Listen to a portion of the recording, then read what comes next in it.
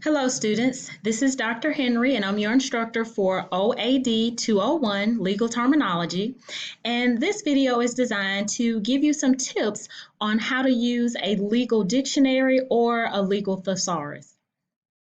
All right, this particular web page that I'm looking at, I'm going to insert it into our Blackboard course, but I did want to talk about it also. So this outline talks about when you see an entry inside of a legal dictionary or a legal thesaurus, it has multiple components and you need to understand each of those components.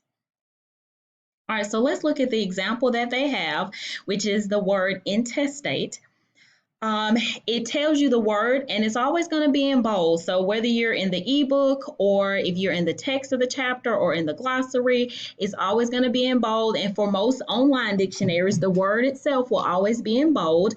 And then there's going to be the phonetic spelling of it, which will tell you how to pronounce the word. And it may be in different places, but these items should be there. Then the part of speech is going to be listed. And so here, depending on how the word is used, it could function as an adjective or as a noun. And so I also want to provide a resource if you need to review the parts of speech. So adjectives, verbs, nouns, pronouns, all of those things. I have place the link inside our Blackboard course to the Walden University Writing Center. And so I'm just going to quickly go there, and I've searched on the parts of speech page. And so I'm inside of the Walden University Writing Center, and then I searched parts of speech and it brought me to this page. And so this is the page that I'm going to link to the Blackboard course, but you can also search this page or this website for other writing topics if you want to. But for us, I'm going directly to the parts of speech page, and here it again outlines and it gives you examples of nouns and verbs and adjectives, adverbs, pronouns, conjunctions, prepositions, a determiner, auxiliary verbs. It goes through all of those things, and so you can review those to assist you with your legal terminology studies. So I did want to provide this resource so that when you are looking at an entry and you're not quite sure, it normally lists the first letter or first three letters if it's adjective or adverb, because it could be ADJ or ADV depending on which one it is.